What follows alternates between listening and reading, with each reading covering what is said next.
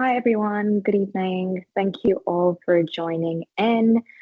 Seems like everyone's been a bit punctual today, which is amazing to see, but we'll give a few more people a chance to join in. So we'll give them 2 minutes and we'll get going. But for everyone that's joined in, thank you so much for joining this masterclass. We will begin shortly with an introduction and dive right in. And if I can just also give everyone a heads up that if you'd like to mute yourselves for the session, and then when we're opening up a Q&A in the end, feel free to unmute yourself then. But just so that it's seamless, just let's make sure we're all muted. Thank you.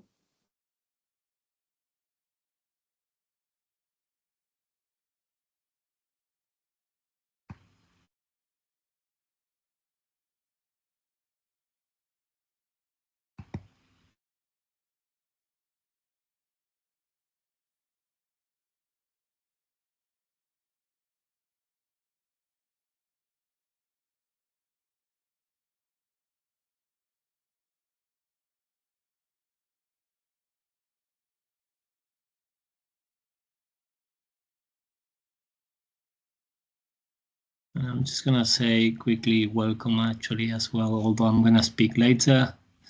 I can see all the different people that are joining: Bhumi, Divya, Diana, or Diana, Vishnu, Abdullah, BJ, Lauren, Satyam, Stefan, Isaac. Everyone, welcome.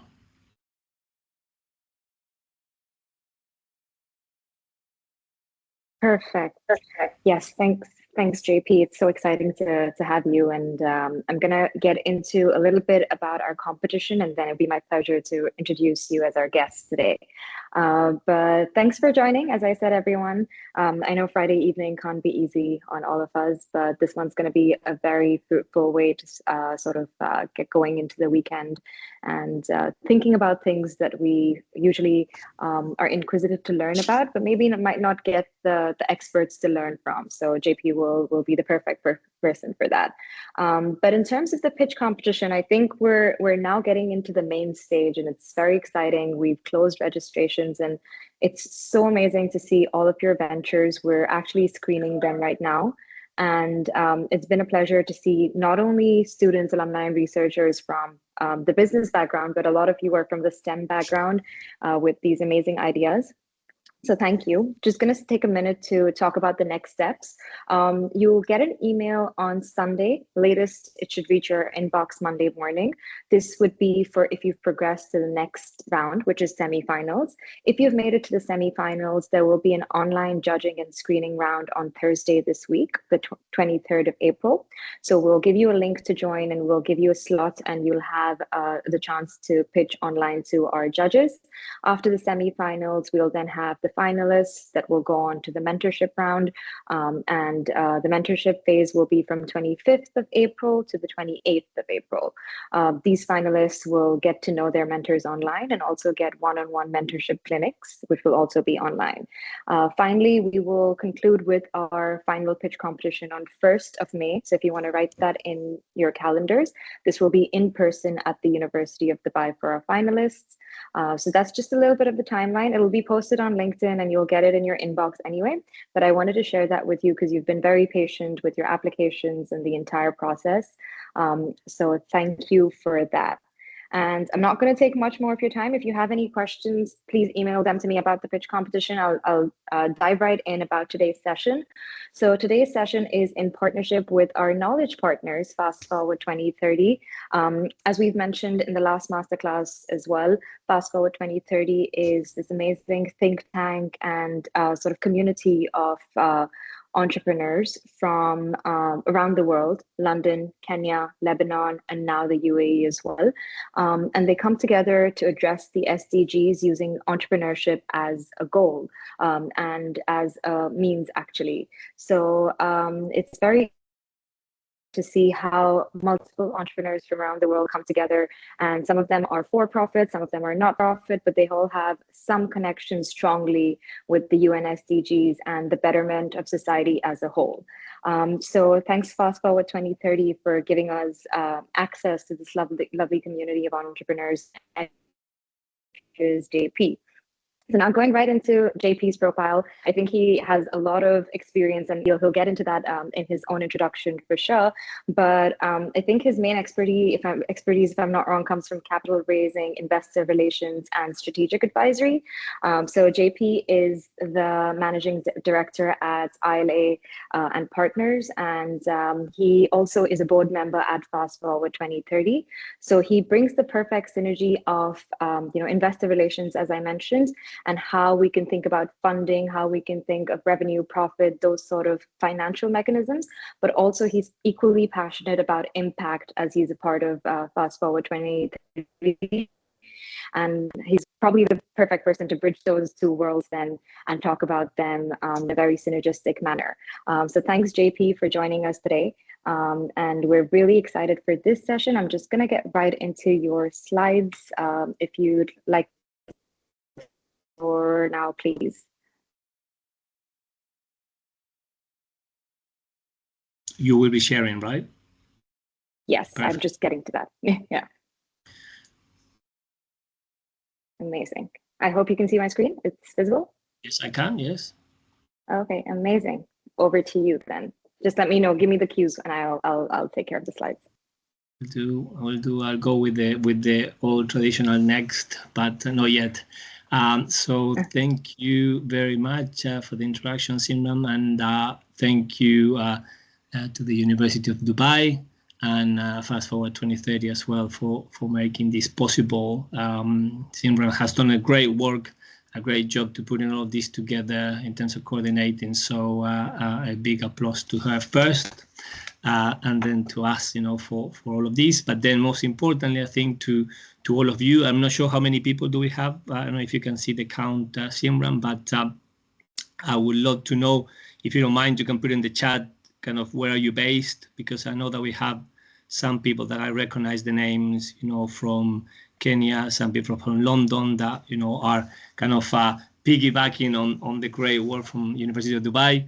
But if you don't mind, just also tell me, what is it that you're doing, and then I'll have a bit more background. And also, congratulations, for being here on a Friday or Friday night. You definitely have your priorities right, because this is the way that you create change, right? By just taking the time to do the things that matter, the most, right? So this is really, I can see here from many people based in Dubai, Saudi Arabia. So anyway, welcome everyone. So today we're going to be talking about, fundraising, raising capital, how to get investors to give you their much precious funds.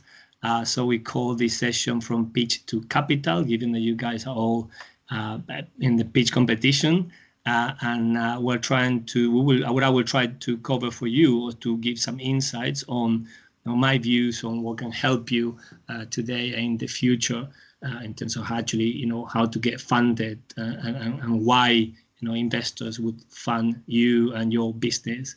So those are the key. If you have any questions, please, you can start writing them or saving them for the last piece. I'm going to go through the slides so that we have a flow. Shouldn't take that long, but it may. And then we will have a Q&A at the end as well. So that is, let's say, that is the introduction for now. And we're going to jump straight into why you should listen to me. I think that's the next slide. So very quickly, if you have your phone, you can just point to that QR code and it'll take you to my LinkedIn profile. So you can connect with me straight away so we don't waste any time. and the importance of connection and connecting, which we go straight for it. Myself, as Simran said, I'm JP Dalman. I'm the managing director and founder of Aelia and Partners. It's an organization that focuses on transitioning capital into sustainable investing. And obviously we do that through working with investment funds and financial institutions to help them understand as well how to better allocate their funds, and then obviously with a view into the long term and sustainability beyond ESG, which is what I like talking about. And also for the reason I'm here today is I'm a board member of Fast Forward 2030, which again Simran made the introduction. But please go and check it out. You can go into the website, which is at the moment fastforward2030.com. And then just a couple of things. Fast Forward is actually part of or was founded within the Institute for Global Prosperity, which is an organization that sits within UCL, which is the University College London, one of the top 10 in the world. And that's how I ended up, being here with you today, because we're trying to help entrepreneurs, do good and have not only profitable business, which is, what I drive for as well, but also that they make a difference and, they help us sustain in time. And I think that I read and now I'm trying to remember, I think I read the slogan about the university about, we're trying to work on the next 50 years for the region, right? But if you think about it like that, it's the next 50, 100 and more, God willing. And then just for your information as well, you can go and find Impact Leaders podcast on Spotify or other platforms if you want to listen to some of the best investors in the world that I interview on that podcast. And then also there are some articles on Forbes that you can read on Forbes.com. Enough of me. So let's go for it. Let's start and let's talk about the problem.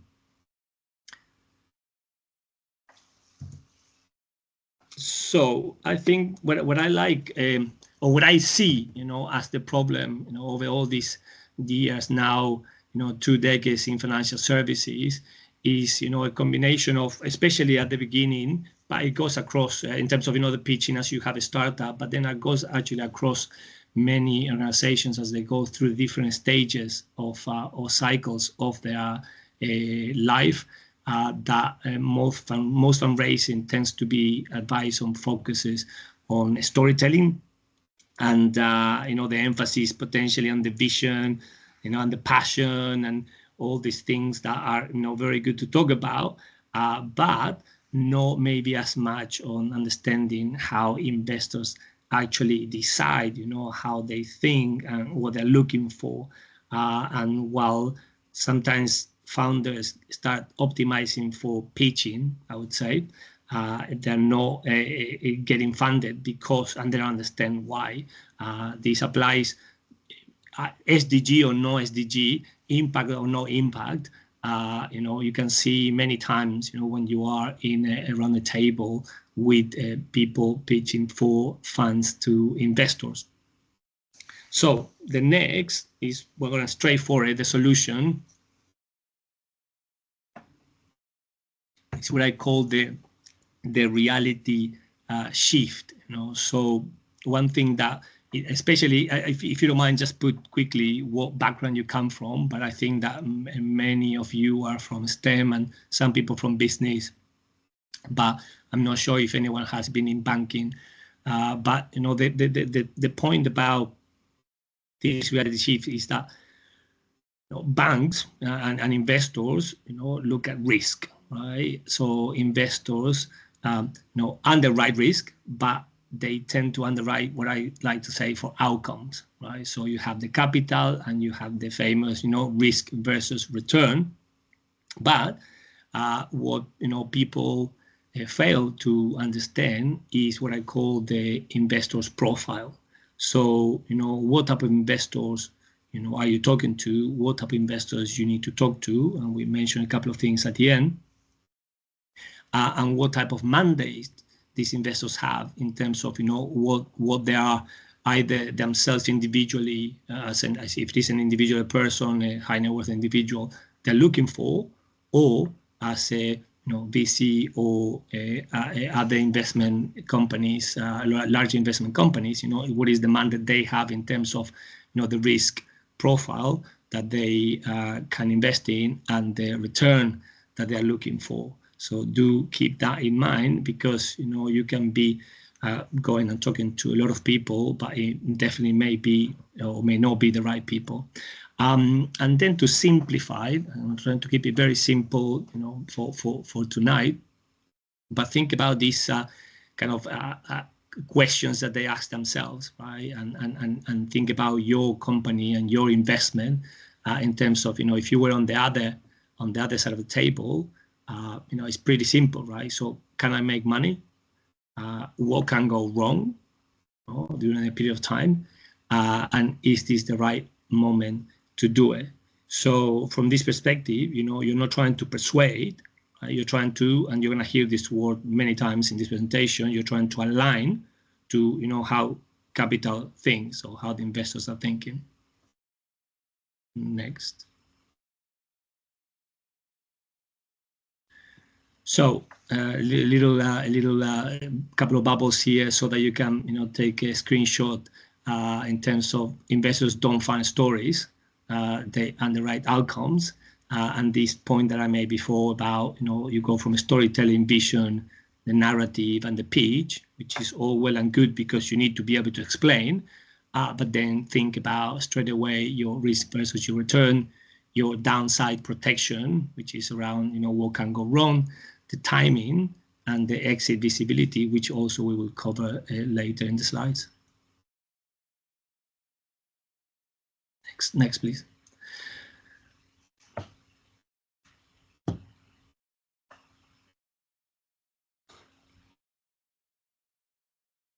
Perfect. So I was going to take about the three lenses, but it's the four lenses, a view of how investors, look at things. So from a return potential, just you can, again, in case you haven't heard any of these terms before, but some of you may, we have realistically, how much can I get out of my investment from you? Is a a 3 to a 10x in terms of, again, cash on cash or MOIC, or IRR. And again, if you're going to be talking to somebody, especially if you're going to be sitting in a table to pitch, you need to understand, what is it exactly they're looking for. Is it, the 20, 30% IRR, or is it the 4 times, cash on cash? From a downside protection, what if anything goes wrong? From that perspective, you may not be able to see. But actually, before I say that, think about it when you go about downside risk and downside protection. Think about when you're selling. I don't know if you've ever done a sales course, but this is about when you have people, now it escapes my mind. I hadn't thought about it this way, but it's when you are being rejected or you're being objections management, right? So think about it that way. So you have to be kind of ready to answer, to any objections that your, client, buyer, investor, has may come up with, right? Sometimes that is hard to do it on your own because you may not have the experience, may not have actually just the visibility of it. So one note aside, I was on a meeting the other day with a very experienced and wealthy entrepreneur, and he's a chairman of a couple of companies, and that is his role as a chairman, right? Just to point out any potential future risks that may, derail the plan, right? So do think about always having a mentor or somebody in the company that is advising you on that. And then in terms of the timing, the questions that will come up is, why now versus later, and in that perspective, you have to think about it. There is, so many cases in terms of timing of thinking that they were either too early or too late. And again, we'll talk about some examples later, very simple ones. But I'm mentioning now, for example, the case of Uber and I think it was Lyft with the Y. One of them was already before Uber, but it was too early, and therefore it wasn't the success story. But on that case, you always think about your opportunity and created potentially a little bit of, well, first trying to find an anchor investor and then potentially create some a bit of FOMO for other investors. But then again, think about this mandate I mentioned before, the investment cycle in terms of, where that investor is, and on that note, if they have powder, so if they have actually cash and capability, because sometimes you go to talk to people that, the profile is right, but actually they don't have the liquidity right now to put in your company. So it's all well and good, but they may tell you that, what, we're going to come in the next round. So, which is not bad, but when you are really trying to fundraise for today, for yesterday, somebody telling you, what, we're going to come in the next round in 6, 12 or months or 24 months is a hard one to swallow. And then finally, and this is very important, is the exit part. So, many investors like to roll their investment, but many investors can't. Because they have requirements, to have liquidity events. So keep in mind that you have to be able to show to them, this is the timeline that we're looking at, in the next a couple of months and years. And these are the different ways that you're going to be able to get your investment back and your returns. So keep that very much. So if these 4, I would say, don't work, kind of no pitch will really hit home. Next, please.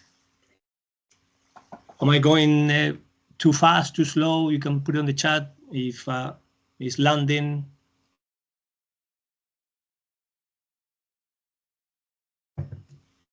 So far, so good. Brilliant. I like the thumbs up as well. Yeah, that's a quick one. So based on all of that, right? So we talked about, how the investors think, the reality shift, so now let's think about just trying to come up with a bit of, I love frameworks and models, just that's the way my brain works, but I think that is helpful for everyone, a bit like puzzles, I always say, but let's think about it as a framework. And what I talk about here, from your perspective now, right, knowing a bit of, what you need to talk about and consider, work and fundability, or making your company fundable. Let's think about 3 things, market timing, execution credibility, and capital strategy. And then from the marketing timing is about, is the opportunity happening now, or, where are you in terms of, when you're going to need the funding, and we'll come to a specific, what the funding is for. In terms of the execution, is it can your team and yourself deliver on the business, and think about it as well at least 2 parts, right? Which is the deliver now, but deliver in the future as the company grows, right? If you don't need to solve for it today, but you need to, keep it in consideration, and you may want to come back to that as a question later. And then finally, in terms of your capital strategy, so is the structure that you're coming up with, and this is, funding, structuring, etc. Is it the right one for this stage of the company? Yeah, and then I don't cover the legality and the type of structures you can put together on this presentation, but that is something that also you need to learn about and put as a homework if you don't know too much about it. But kind of the fundability, as I like to say, is not just about the quality, right? But again, the alignment of these, to the investor's view of the risk and your company and your opportunity. Perfect. So now we talked about kind of, we did another page you can screenshot if it makes it easier for you. We talked about the fundability and the 3, and the 4 around in terms of the investors, but we'll also cover exit visibility later and the capital strategy later. You'll see how it all flows, and we cover everything.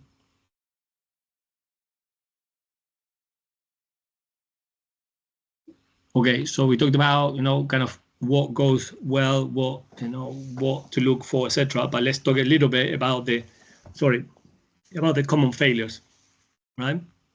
And when we talk about this timing piece, or the wrong timing, could be either that you're raising funds either too early with no proof of what you're trying to do, which in this case either you have to self-fund or use the old friends and family rounds, or if you are raising too late for where you are, and what that means is kind of there's no upside left for the investors.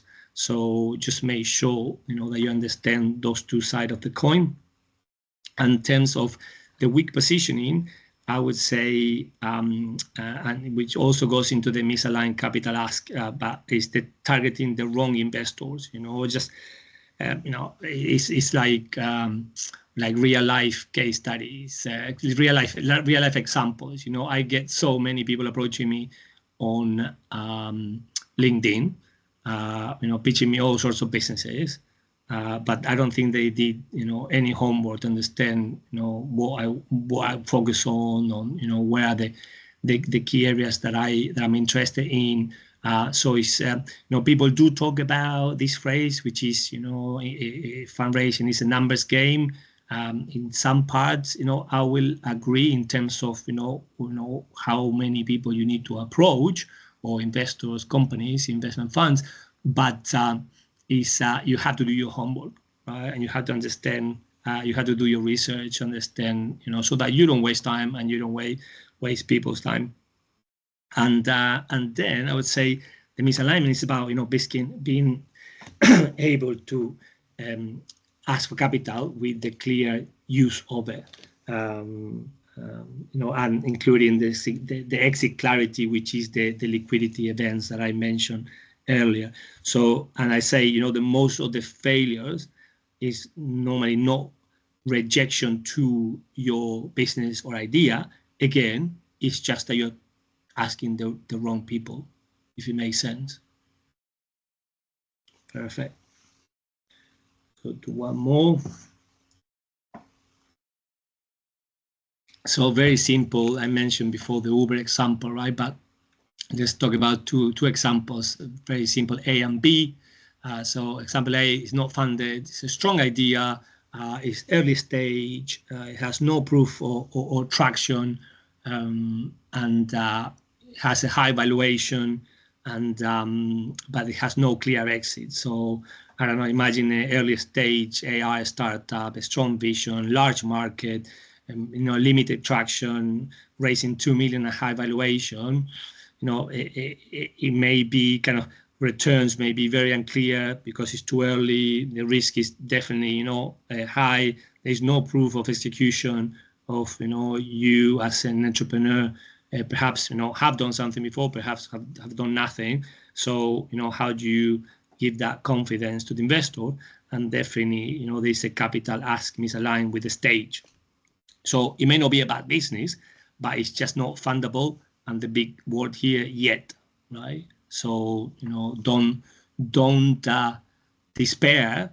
Just get clued on, where you are, who you are, what you have, okay, and again, who you talk to. And then in terms of the one that gets funded, this could be one that actually has, or will have a proof of traction. We have a clear growth path. We will have a very defined use of the capital, so your sources and uses, and then a very clear, maybe visibility of the exit as a, next round or next couple of rounds, and very again, I was actually listening to some millionaire, billionaires interviews yesterday, and they talk about it a lot, so that they don't make money personally, or that they recommend that the way that you make money is not on actually the company and growing the company, but actually on selling it. So keep that in mind for yourselves as well. Next.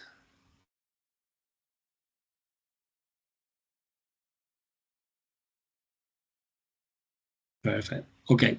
So in terms of exit, and why it matters, just, you can always start thinking about, and like I said to you before, obviously you have perhaps your first round, your pre-seed, seed, again, if we're talking about startups, Series A, B, etc. But in terms of the questions, that it's an interesting one. Again, if you understand the profile and you understand, where in the cycle of investments they are, and if they need a specific, liquidity after, a certain period of time, then you can format or, build for that investor, right? But the questions that we're asking is like, so who can buy this if you're going to sell it, when, or who else is going to come afterwards? You may already have these conversations I mentioned at the beginning. We've spoken to, ex-investors, and they're going to come on the next round, which, potentially means that they'll be able to take their money out, or at least get, some cash out. That again, what returns would that mean? And which will give them that liquidity and options. So if there is no clear path for these, and there is no real return, again, it's just a story, right?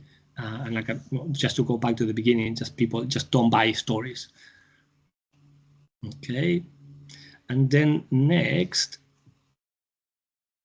I wanted to talk about sustainability, but I mentioned at the beginning beyond ESG, and really this slide is more focused on the money that on sustainability as we talk about, right? So we're not going to talk about the environmental, social, and governance of the companies. That's another presentation altogether.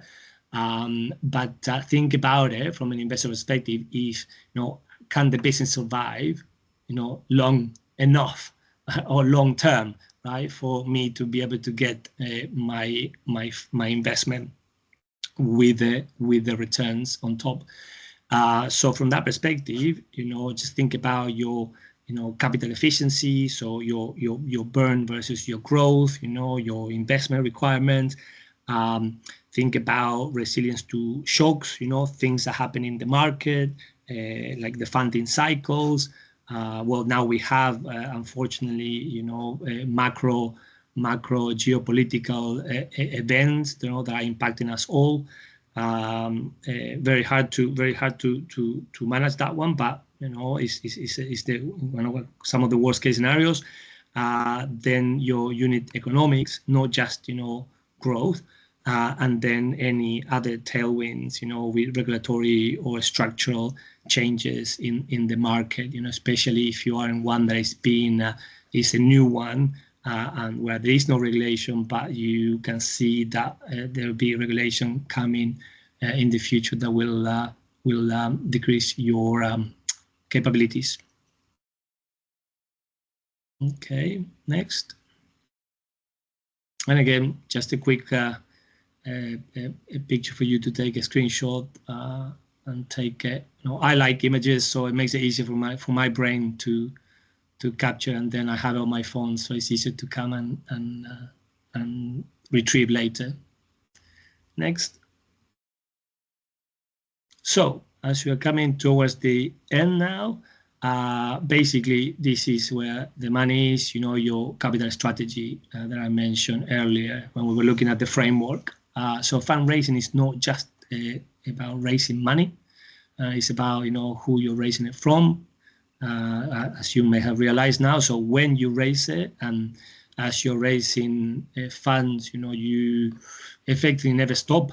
it's a cycle after a cycle, and then you have to keep that in mind in terms of if you are either the operator in the company or the CEO or the chairman, or you have to keep thinking about that timeline that I mentioned, and link to that how much you raise, how much you need for each one of the stages. So we have yesterday we were having a meeting, and we were looking at this pitch and this fundraise, and we were looking at obviously the initial requirements, the 12 months, the 18 months, 2 years, 5 years, 3 years, 5 years. So think about it like that, and then on what terms, on what terms today, and then remember about what terms for the potential liquidity.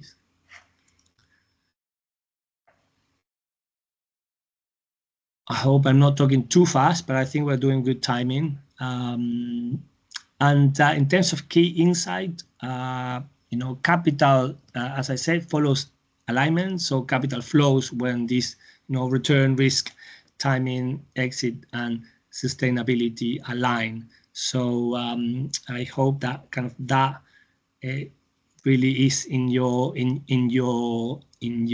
brain and mindset now. I hope that was very useful for you. So if you go to the next slide.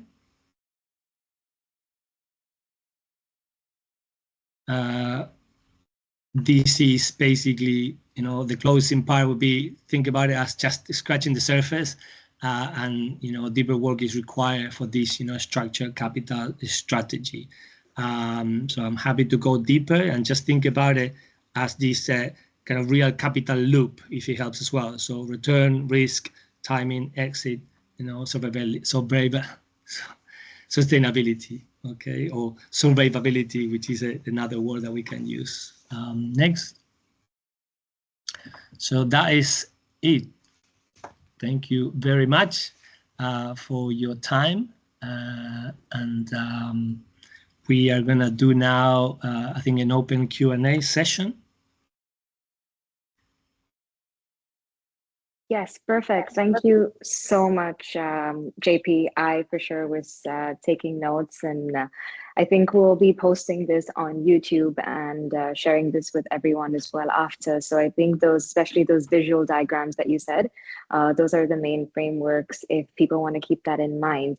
But we'll open the floor to Q&As now, and if anyone has a question, please feel free to either, I think you can unmute yourself or just post it in the chat and we'll read it out. Any questions? We're open. We have a good 10 to 15 minutes to take questions.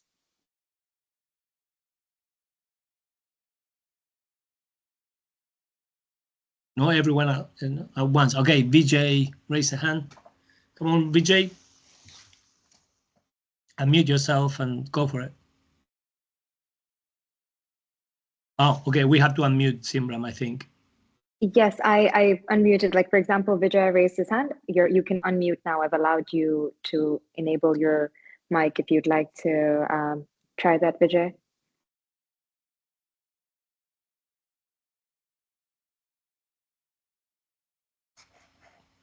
And I failed to ask you later before, but if you wanted to, show your faces, you were more than welcome.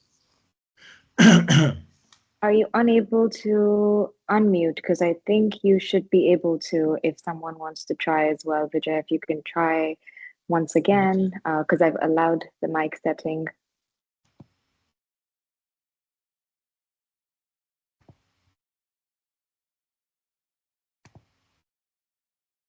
Oh. And yeah, if anyone wants to put the camera on, or if you want to put your question in chat for now, let me try to figure this out because it says enabled mic setting.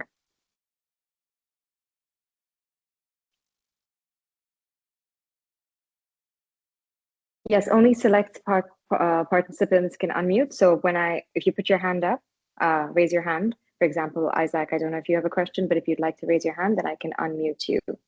And I think Vijay, there are two Vijays. That's probably why. Vijay, could you try? Yes. Yeah. Hi. My bad. Yes. Okay, perfect. Hi, JP. Thank you very much. Yeah, thank you very much for the presentation. I'm running a. Can you hear me? Is it loud and clear? Yes, perfect. Okay, I'm running a startup. Our objective is to reduce food waste and retail waste. This is my first startup. We have got some traction. Like we have done so far, we have done like 4 million dirhams of GMV. We have got like 3,000 users. We have like 45% repeat customers as well. Because it's my first startup, it was like I'm like learning while doing it. I find it very challenging to reach out to the right investors, uh, because as this is like my first thing. Uh, so maybe if you can guide newbies like me, like how to reach out to, because we have got traction, we have got something which we think like it's scalable, but it requires resources. For resources, we need to reach out to the right investor. So how to um, reach out to right investors? Okay, so I'm going to turn around just so we do a little bit of like reverse asking and try to see how some of the things that we went through. Should you join from the beginning of my presentation? Yes. Okay, so is there one thing that I said that kind of, kind of highlighted for you that you said, okay, this could be helpful going forward when reaching investors? No, sorry. I don't know. Maybe you can tell me now. No, but because that's the point, right? So if you are listening, right, if you're thinking about all the different parts I went through, and you think about kind of what have you done as of until today, right? How have you approached it? What do you have in terms of to present to investors, and how have you created your investors list? Then you can start seeing, okay, am I, do I have all the pieces of the puzzle, right? So that would be my first comment, suggestion, and question to you, BJ. Of all the three pieces, what do you have and what are you missing, right? Because that's the 1, 2, 3 of how do I get to talk to investors. Yeah. So I'm not sure. So because like as I was saying, like this is the first startup. So I've started reaching out to investors through LinkedIn. I'm checking like which startup has recently got funded, who were the initial investors, if they are from the same industry where I am in, and then I'm reaching out to them. But it's a long process. It's taking time. Yes. Yeah. Yes, and especially because it's your first kind of business, is the learning curve is much steeper, right? So right now, and that's why we did this kind of masterclass presentation, is so that you understand how they are thinking, right?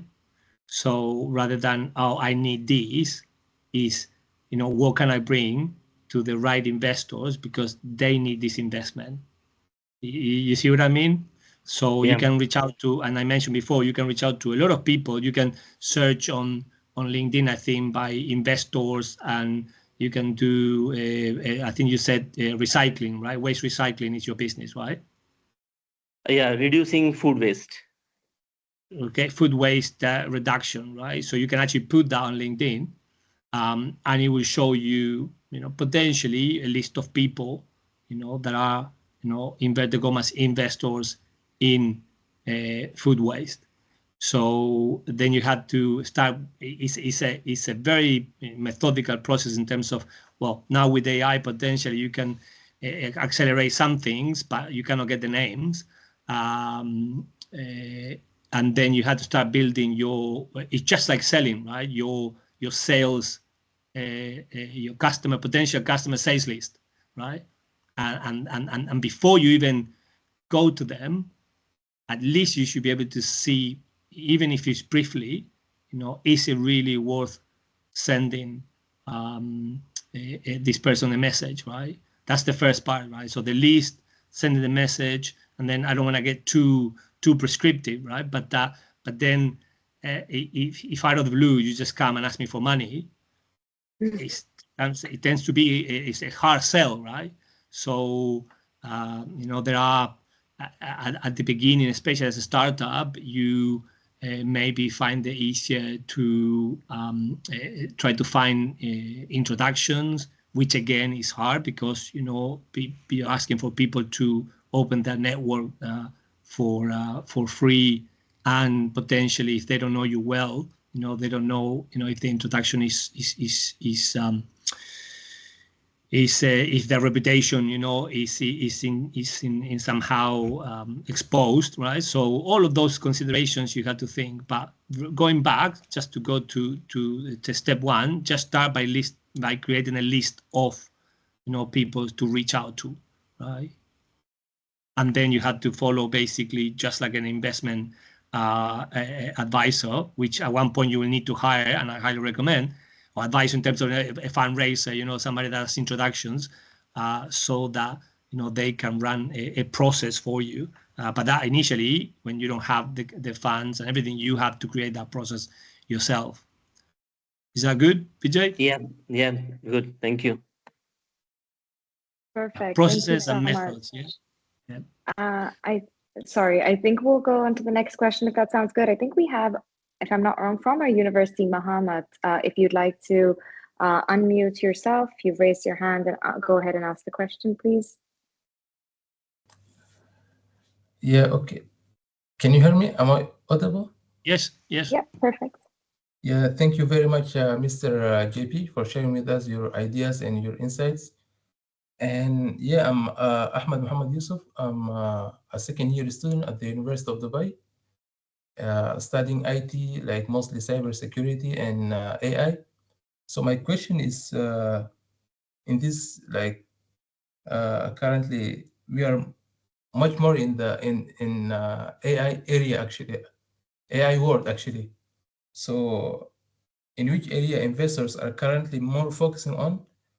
And as being a student, a second-year student, like, what should I focus more on? Like, should I focus more on ideas, or should I focus more on investors? Because me and some of my friends, we currently have an idea that we are working on, and I don't know, our ideas is not like as much good as like it should be. Like investors should focus more on. So we are just like improving our ideas day by day, and yeah, should we just focus on our ideas, improving the ideas, or should we like look for investors? And that's my question. Thank you. Okay. So I'll do like a quick answer and a little bit more longer answer, right? So the quick answer is both, right? You need to do both all the time, because you all the time need investors for the different stages, right?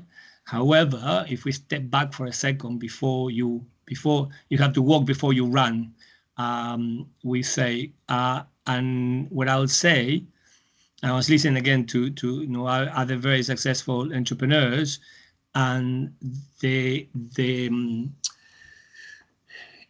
other than just thinking about ideas per se, I would say think about problems and solutions, right?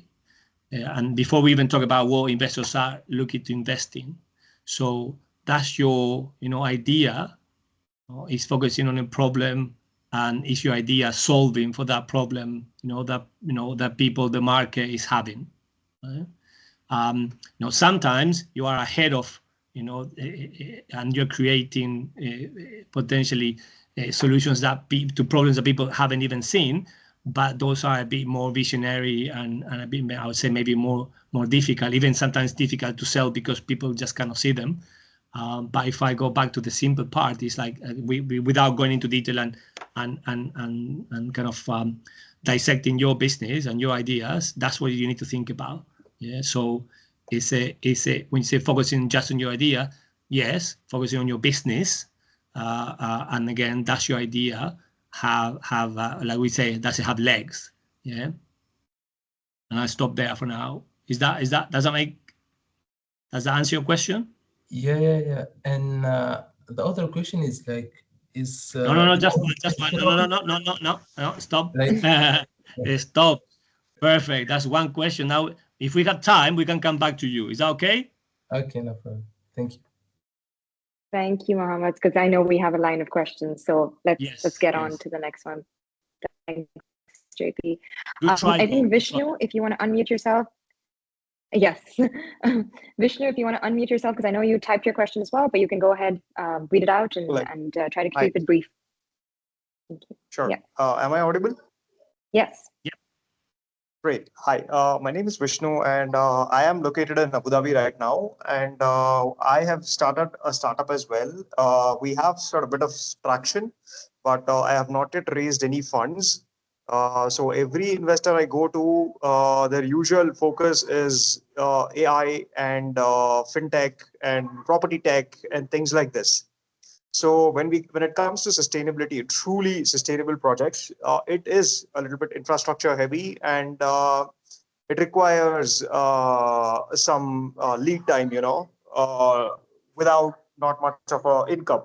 So if my business model is like this, how do I approach investors? Okay, again, without knowing all the ins and outs and the details, it sounds like you may need to find to target more on organizations like either governmental organizations or foundations, organizations that give grants, as such, which I personally, again, have nothing against it, but I don't like, because they're quite slow, they're quite small. But that's again the alignment. So the alignment, again, going back to the alignment and to the alignment with the timelines and the profile of the investors. In this case, what you're asking is something called patient capital, right? Yeah. And even that is a key word that you need to use and try to find, right? So some people actually promote themselves as patient capital investors, right? And it's trying to find, like I said, and then try. You have to just do research, do searches of organizations. If there is nothing, if there is a company like yours, comparables, who gave them money. I always like that phrase that success leaves clues. So if you look at organizations that may be only 12 months ahead of you these days with AI, companies multiplying the valuation within 2 years, right? But you can look at it and see. You can even talk to the actual founders, which is another idea, because they may be your first investors. They may see you and say, actually, we can see what you're doing. Or they may even, be people that will buy your company in 2 years, right? So again, it's just adjusting the way that you look at things, right, and the way that you approach it. But that's how we'll go about it. Yeah. Okay. Just another question. I'm already connected with you on LinkedIn. Can I approach you, message you on LinkedIn, and explain my business, what exactly I plan to do? And can you give any suggestions on that? Please do. I may take a bit of time for the reply, as I get quite a little of inbound, but yes, definitely yes, do. Sure. I'll text in the message that we discussed in this meeting, and then I reached out to you. Yeah. So it'll be a reminder. Perfect. Thank you. Thanks, Vishnu. Thank you. I'll also, I think, JP, one of the slides is your LinkedIn again. So before we conclude, I'll paste that again. At the end, we'll show again. Yes. Yeah. So whoever hasn't connected with you, it would be a good chance. I think we have 2 questions in the chat, which I think are saying similar things. So I can just read it out. And if you'd like to give your answer to them. What are the most common signals that make you perhaps immediately skip on a deal, and any instant red flags? And then the other one is very similar. The real reasons investors perhaps reject more pitches. Sort of people are asking for the unfiltered truth, so to say, not really the polite version.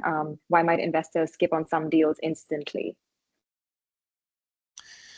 Okay, so this is interesting. You know, I always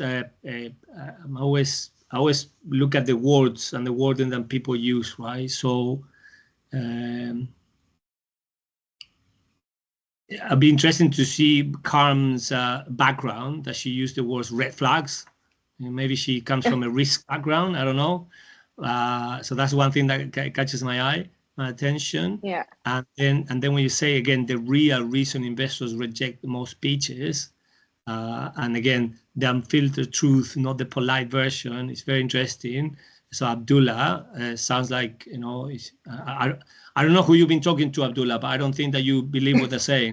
But I would honestly, you know, if I just go back to all the slides we went through, and then, you know, if it's going to be online, guys, just go back and maybe listen to it again, you know, in case I went too fast. But there's no, you know, obviously there's a few things sometimes underlying, right, in terms of, you know, personalities, individuals, you know, that again we cannot cover everything and every example, you know, in human behavior and relationships, right? But normally there is no, the first thing, and it will be the easiest, you know, is a practical reason, right? So, and it's just that either you just don't fulfill one of the points that we covered before. You know, it's that simple. You just are talking to the wrong people. You know, they are not, you know, they don't have the actual cash right now, or, you know, something is missing in your in your framework, you know, on the different parts of your pitch, the way that you pitch to them. So there's so many factors, right? But that's why we do these sessions, you know, for you to become aware. And I appreciate, by the way, because it's not my first presentation, and I've been in education and understanding human behavior for a while now. It may not land today for you, but you may remember this presentation in, you know, a year's time, when actually, you know, the concepts that we cover, it lands, you know, and it's frustrating, but it's just the way that we are as humans, right? So and then as you go through, but that's how we learn, right? By just getting there, trying, testing, and failing, inverted commas, and then trying again in a different way, and then working out, you know, ourselves, you know, how it works for us, right? Because again, you can have the checklist, but then you have to deliver on the checklist, right? So you can have the content, you can have the presentation, you can have the idea, but, you know, can you sell it, and then can you execute it? Can you maintain it? And sometimes if there is, you know, like you to go back to that point about red flags, you know, the one thing that I think most investors will they don't call it a red flag as such, but I think that could be a red flag. It's just that you don't project confidence, you know, in your business, in what you're doing, in your idea. You don't know your numbers. You know, you don't have a liquidity, exit views. You know, if you're missing any of these pieces, you know, you could say that those are red flags, but it's just the process. You know, it's just like, you know, again, a pretty pragmatic way to look at investments, right?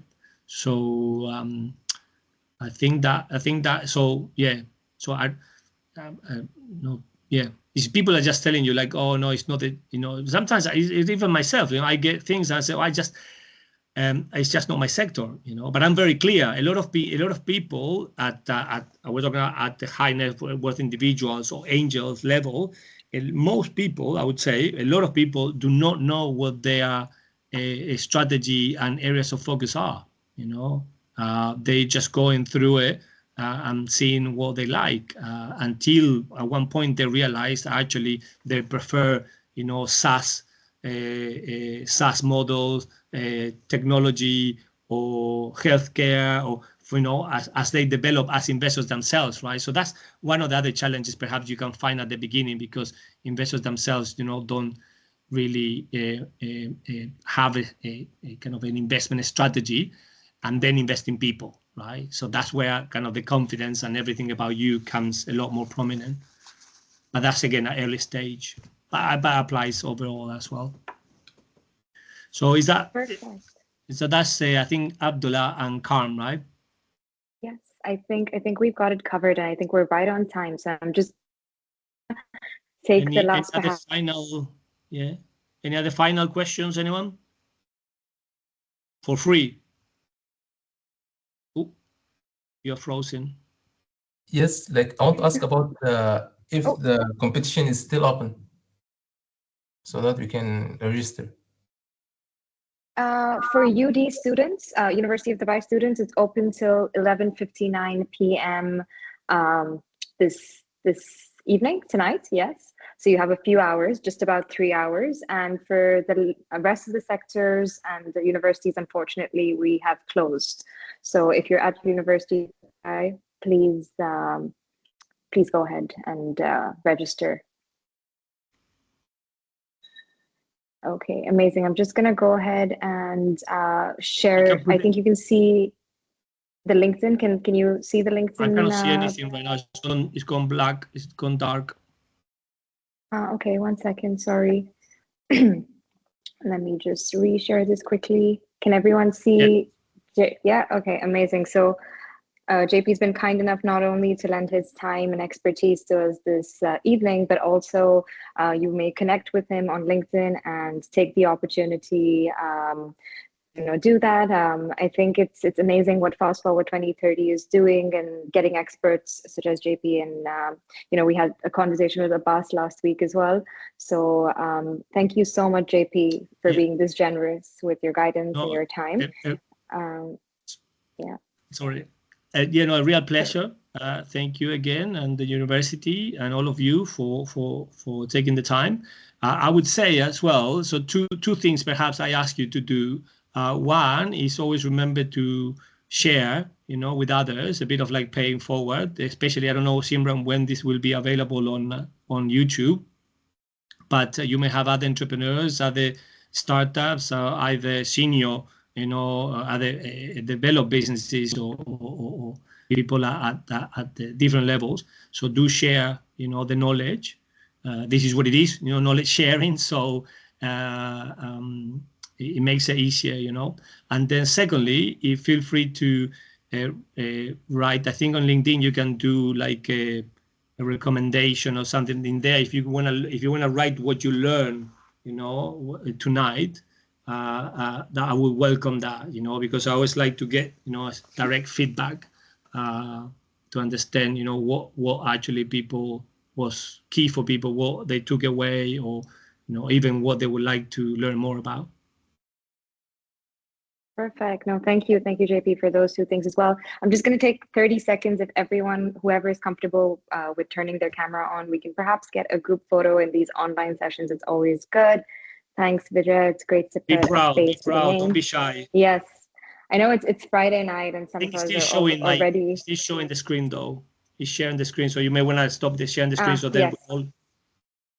Amazing. Good to see you, Vijay, Divya, Isaac. Really good to see you guys. Amazing. Anyone else? Last chance, but otherwise, I think we have some good faces to take a screenshot of. It's the time to become famous, guys. Okay, I'm gonna take a screenshot then, everyone. You want to smile and be ready? Smile, Abdullah. Amazing. 1 second. Sorry, we have some more. More. Okay, I'm gonna Abdullah, go. are you smiling? Okay. Or is your beard hiding it? Oh, that was a vote of confidence, eh? So many beautiful faces. I'm gonna do one more. Okay, everyone, smile. Michelle. Amazing. Thank you so much. This has been amazing. Thanks once again, JP, and to everyone who signed up for the pitch competition. Thank you. Have a lovely weekend ahead, everyone, and take care. And pray for peace, everyone, please. Yes. Thank you. Thank you for that. Thank you. Bye-bye. Okay. Bye-bye. Let's stay for a minute, Simran. Sure.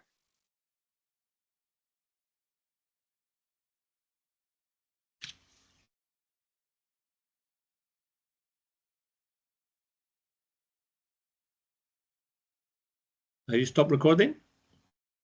Yeah, I think it's done. 1 second.